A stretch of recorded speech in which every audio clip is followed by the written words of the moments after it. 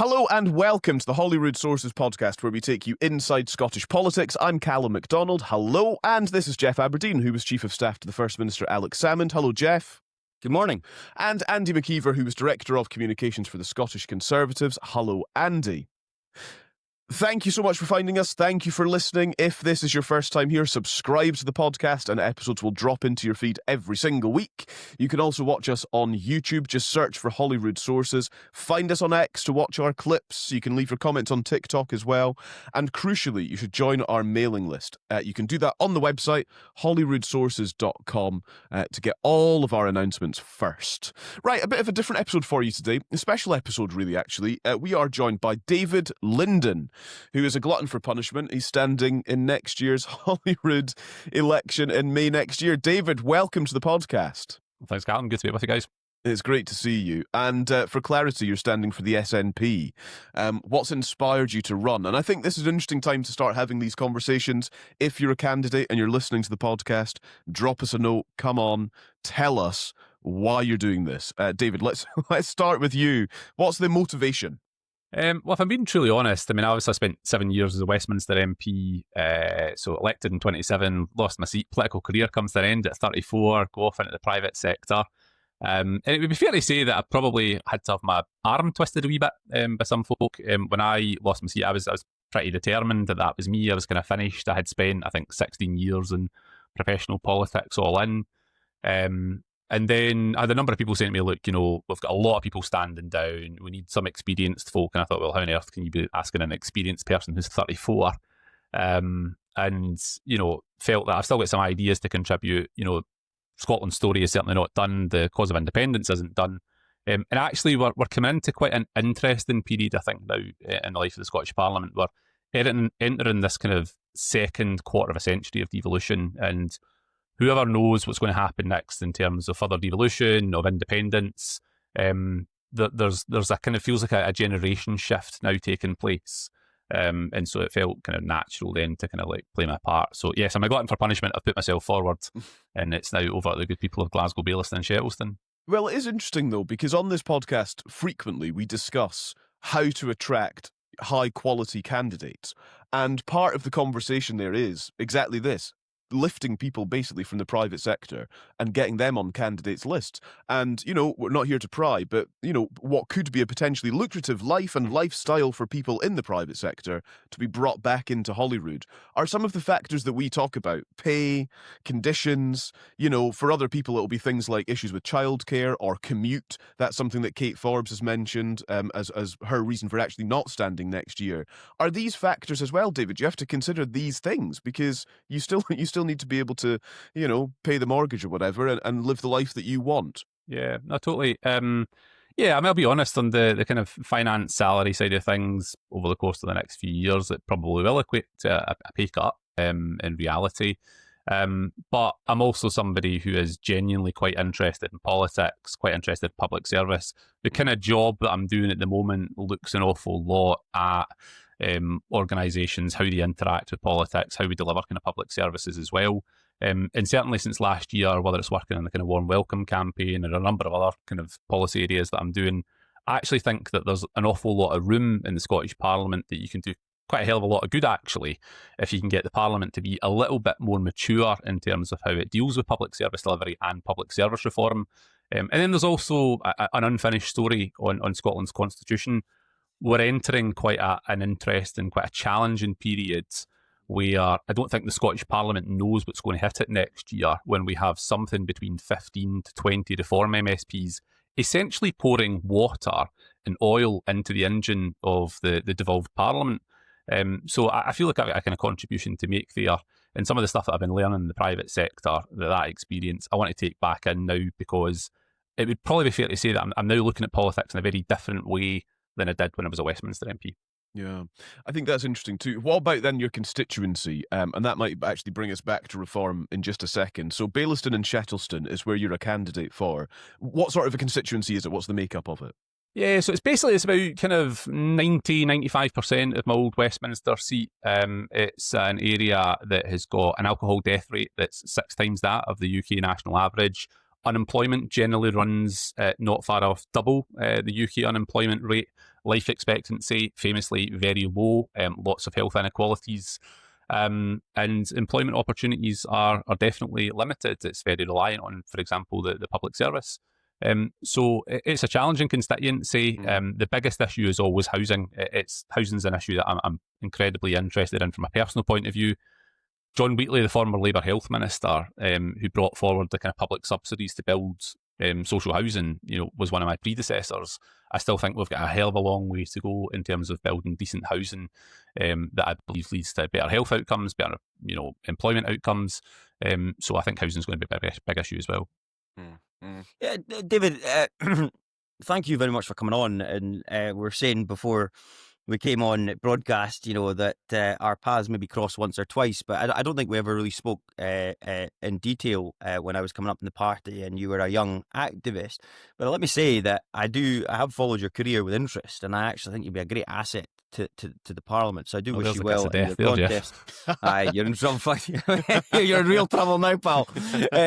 But I'm really interested in you say, Scotland's story in the Constitution's not over, and yet this week we've had, is it 43 branches being essentially told that their motion on independence is not going to be heard at conference. How do you square that circle? What's your view and your take on what is clearly a bit of consternation within the party about the route to independence?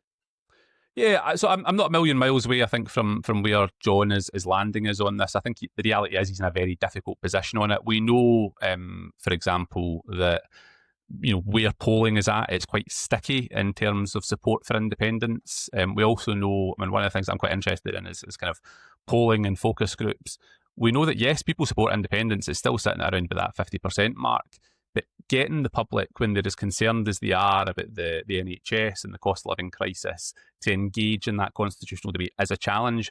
Where I think, John, where I think the First Minister has got a real challenge, and something I've reflected on for quite a long time in the SNP, is that there's a kind of restlessness within the membership. Now, the membership's kind of like divided into lots of different segments, as you know, Jeff. There's folk like myself who've been involved since I first got involved in 2001. There is still a cohort of people in the independence movement and in the SNP that came kind of alive in Scottish politics in 2012, 2013. And their experience of the Scottish Constitution is that it's just this massive festival of democracy, and everybody wants to talk about independence all the time. Whereas for some of us who are slightly a bit more patient about it and have a slightly more nuanced view of how we get there, we understand that the First Minister's got to create a bit of space to do that. But I think what John's having to do, and there's no doubt it's a challenging time for him, that in dealing with those 43 branches is to try and get to a compromise where we understand what the public want to hear from us, but also recognise that there are people in the movement that are incredibly restless, that perhaps don't have the kind of the hinterland of politics, because they get involved in 2012, 2013 at the height of the referendum campaign when it was the big issue in town. And we need to be mindful of the fact we need to meet the public where they are.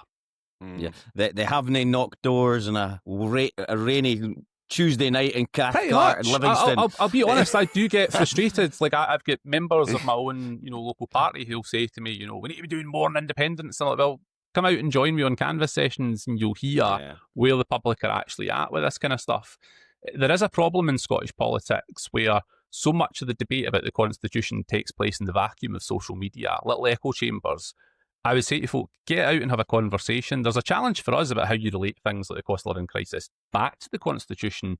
But a lot of the people who are sabre rattling and incredibly impatient probably need to spend a wee bit more time on the doorsteps to actually understand where the public are at on this. Just one follow-up, if I may, Callum. I accept what you say there. Actually, I agree a lot with what you just said, incidentally, and I feel that has been a problem within the party, that there's a lot of people that weren't there when we were getting told on doorsteps to do one, let's put it politely. And there's been a lot of persuasion that had to take place before we were even given the opportunity to serve in government, let alone have a referendum. But I just want to nail down this position. You're supporting John on the majority when it's a very tall order, David. It's a very tall order. And if it's not achieved, where does that leave the party? You may be in government, perhaps, if polls are to be believed, in some shape or form, but you will have no mandate to progress independence. This is high risk stuff. It's high risk stuff, and it's the high risk stuff that existed in 2011, going into the 2011 election. Jeff, you'll remember that in the January of that year, we were a long way off of a majority. I think it was projected that Ian Gray was going to become First Minister. Now, they were kind of halcyon days and plugged to Subway sandwich stores. But a lot can change, and we need to think about the framing of that election next year. I think that part of it is on the Constitution. I think that's where John's trying to get, is to on the constitutional part of it. I think what you're going to see probably going forward is maybe a bit more meat on the bones on then what's the wider offer that shows that the SNP hasn't run out of steam, that actually there's a lot of energy there, that there's hopefully a whole cohort of new people coming into the Parliament who've got ideas as well, because this SNP group's going to lose a combined total of 385 years of parliamentary experience. We've got to find a way of saying, yes, we've got an offer in the Constitution that can motivate the base, but equally we've got to have an offer to the rest of the Scottish society as well that says, yes, we've still got ideas, here are the kind of things that we want to do. Good for you for working out the 385 years, by the way. I was through a very long selection battle. Bloody hell. I can see what you get up to on a Friday night. Oh, yeah. Do you know what I think? I'll tell you what I think is quite interesting. And then, of course, our podcast listeners will have their usual seamless experience, but those watching on YouTube will realise that I have just joined after a slight admin error. That's which is completely on me. I apologise. Partly because of my daughter being one of my daughter's birthdays today. But mainly because of Callum. Sorry. I was thinking what you said about Ian Gray and 2011 and the kind of unexpected landslide majority. But I'm also thinking back to what our historian friend said a couple of weeks ago when he actually compared it to Ireland. And we talked about the fact that things are so different in terms of that kind of wave of popular support for independence. I've been reflecting on this a bit since the historian was on, because I think it gets more popular every year the SNP's in more difficult, I should say, every year the SNP's in government. So in the Ian Gray years, you had 4 years of quite a collaborative parliament, and the SNP was still new to government at that point. I just think it's increasingly difficult. It's increasingly obvious, I think, that it's difficult to get massive waves of support for independence when the main pro-independence party has been in government for so long, and for periods of that, especially recent periods of that, has not done very well in government. And I think that makes it incredibly difficult to separate the role of the SNP as the governing party from the role of the SNP as the main leaders of the independence movement. And you just begin to wonder. I mean, I know we've talked a lot, Jeff, you've said it a lot before, and I totally agree with you. The best way to get popular support for independence is for the SNP to do well in government and devolve government. But the best way to kill independence off is for the SNP to do badly in devolved government. And I think that is part of what the problem is at the moment, if I'm being honest. Yeah, I don't disagree with some of that. I think that an element is also about, though, how do you kind of, roll a kind of wider pitch to the electorate, that you're saying to them, you're not just voting for independence, but, here are the other things that we want to deliver well. And I think that's one of the big challenges for the SNP, is the message that it communicates. And I know we're going to come on and talk about the impact of reform in Scotland, and the fact that has added a whole level of volatility to Scottish politics that makes 2011 probably look a bit like a walk in the park. And as somebody who's spending time on the doorsteps having conversations that frankly sometimes are a bit mind-blowing. I mean, I spoke to a guy last night who was telling me, yes, David, I'll be voting SNP in the constituency, but saying that, for example, he was going to vote reform on the list because he wanted to stop the boats. That is a conversation that I've had on a fairly regular basis, where there are people who support independence but are thinking about voting reform as well. And so we've just entered this whole new era of volatility in Scottish politics that I don't think a lot of people have yet caught up with. I think there's a lot of naivety. I think there's a lot of complacency. And I think, frankly, there's an element of Scottish exceptionalism that exists about the impact of reform at the election in Holyrood. I think that's interesting as well, because based on what you were saying a moment ago about your constituency, about Baillieston and Shettleston, alcohol deaths are really high, unemployment's really high, life expectancy really low, employment opportunities limited. To describe it as a challenging constituency, I think, as you did, David, is that not the exact place where Reform UK will be looking to make inroads and to point to the SNP government and say, look, they can join Labour and the Conservatives at Westminster as a demonstration of government that isn't working for you. Vote reform. So they'll try and do that, and yes, they will get a hearing. Whether they'll get the support is a separate issue. And I think that's quite a helpful way of allowing me to kind of frame this a little bit, and how I think we in Scottish politics, and in particular politics in kind of West Central Scotland, have got here. I've done a lot of thinking about this, and my feeling is that, you know, the SNP comes into government in 2007, 2008. We have the crash, and it's at that stage when people really feel like their kind of economic outlook is pretty poor, and so they start to then think about what does that mean for their political choices.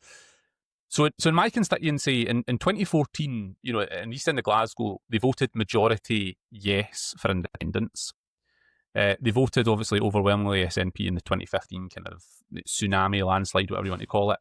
But also in my seat, 45% of the electorate here voted for Brexit.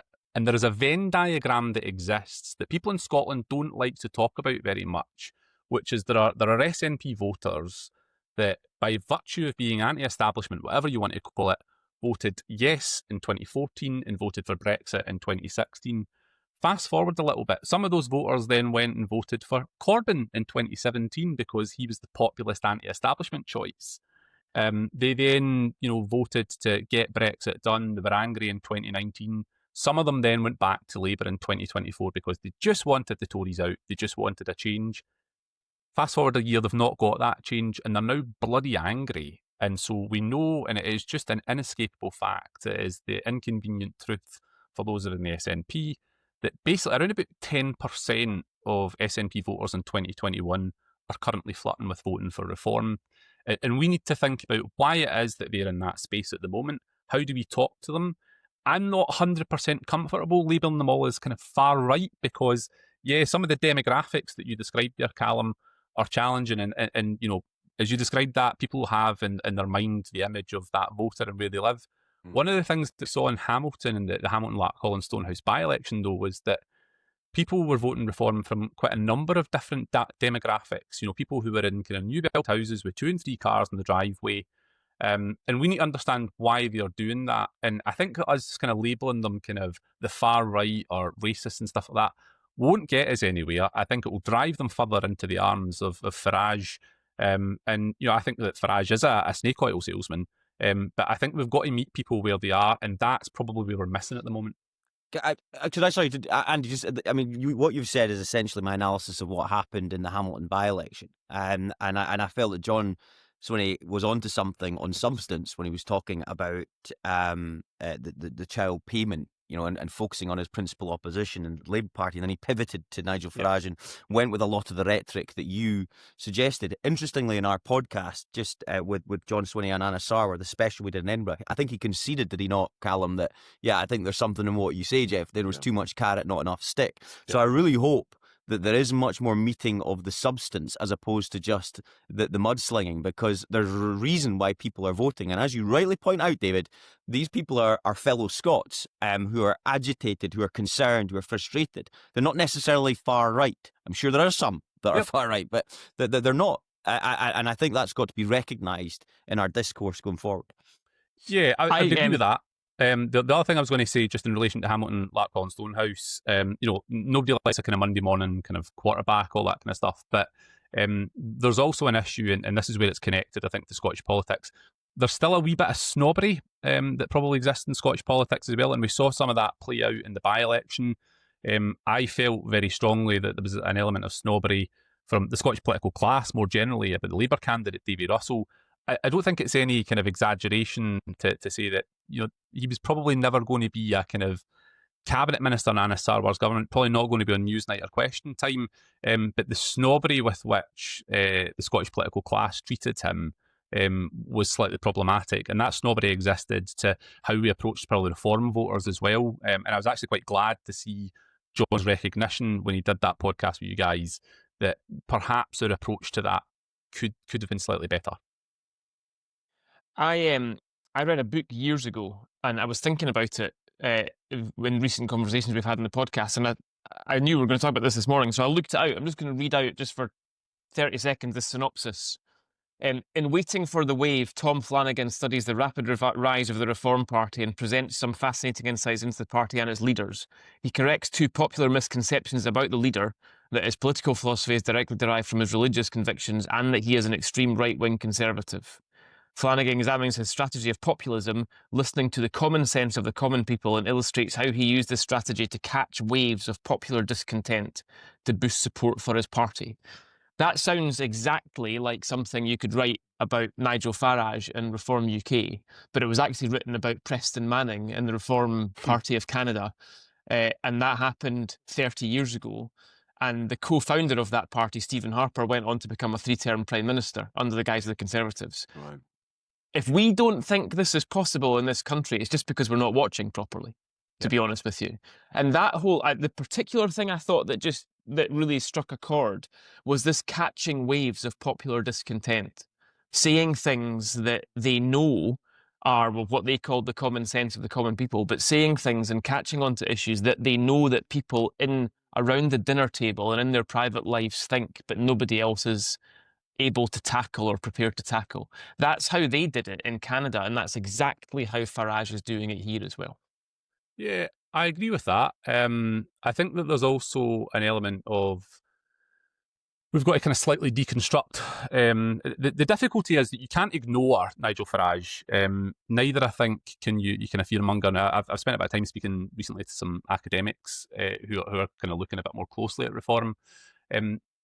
There seems to be evidence out there that's going out and simply saying, oh, he'll privatise the NHS. Voters aren't actually taking that seriously. You're not getting a hearing from them on it.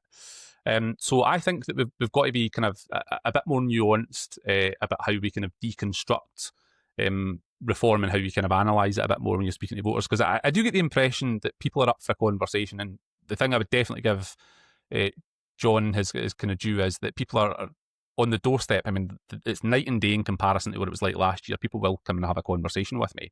Whereas in the past, they were just telling me to bugger off, essentially. And the election result kind of showed that. But I think when you start speaking to people who are flirting with the idea of voting reform, some of the ways that I'm trying to talk to them as well, bear in mind that Farage is essentially a Thatcherite. He was somebody who was a member of the Conservative Party for the entirety of Margaret Thatcher's time in office. He is essentially somebody who is now just rebranding the Conservative Party. All these defectors are coming from the Tory Party. And when you start to kind of drill down about, well, what does he actually believe? Other than these kind of slogans, what does he actually believe? Is he competent economically? Do the maths kind of stack up? Then at that stage, you can start to have a conversation with people.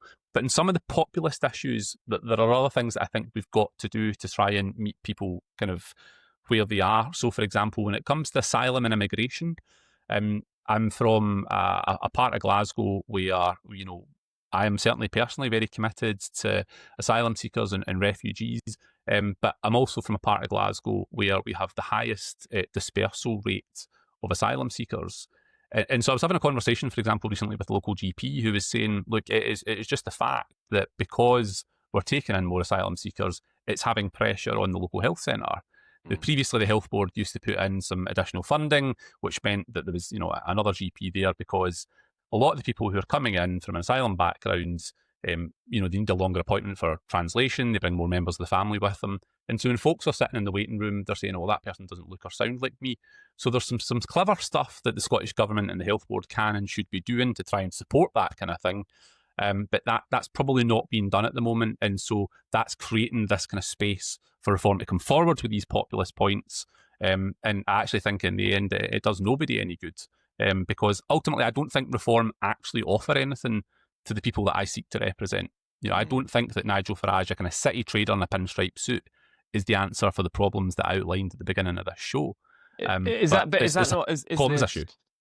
the problem with that as well, though, not that, you know, that ordinary person, I mean, you know, I'm not on the doorsteps, right, and you are, but is that ordinary person, when you're saying they're not offering you anything, is the obvious answer for them, well, neither are you. You know, you've had almost 20 years. The Tories and Labour at Westminster have had decades and decades between them. Why shouldn't I give somebody else another go? Because you guys are offering nothing. Look at the NHS, look at the education system, look at the roads. You're telling me that this guy is no good and he's bad news, but why should I trust you? So I mean, can is that not their obvious retort? Yeah, so I can see why you're saying that, and I think this comes back to, what is the SNP offer and how does it communicate it? Because there have been issues in the past, and this is the point at which I'm probably not going to get the love of SPADs and press officers, but perhaps some of these things need to be said.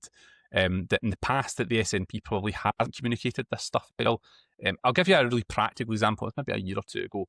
But the SNP government had managed to avert junior doctor strikes. Massive good news story, something that you can get out there, you can talk about. We're focusing on the NHS, contracts with Westminster. And then about an hour or two later, I think the Scottish Government then put a press release on some kind of controversial policy relating to drugs and basically gazeboed its entire own kind of comm strategy. So yes, some of it is about, what is the policy offer at the election? And I think that a lot of that has to be on the kind of public service reform that people absolutely are crying out for. And we know that from focus groups. We know that broadly it's health service, it's the cost of living. I think immigration comes in third or fourth. And then it's also about how you communicate that. So I don't disagree with you, Andy, on that. But equally, I think that we do actually have a reasonable record that we can put to the electorate with confidence. If I didn't think that, I wouldn't be standing, right? David, you've been very generous with your time. Thank you. And it's nice to get a kind of series, I think, off and running of candidates. Can I just ask very quickly, we're in August before an election in May. What does a campaign look like right now? Basically, just me and one or two others slogging away at it. This is the stage where a lot of people, don't really feel that the campaign's up and running. They don't feel that they've got to donate. They don't feel that they've got a leaflet or canvas. Yeah.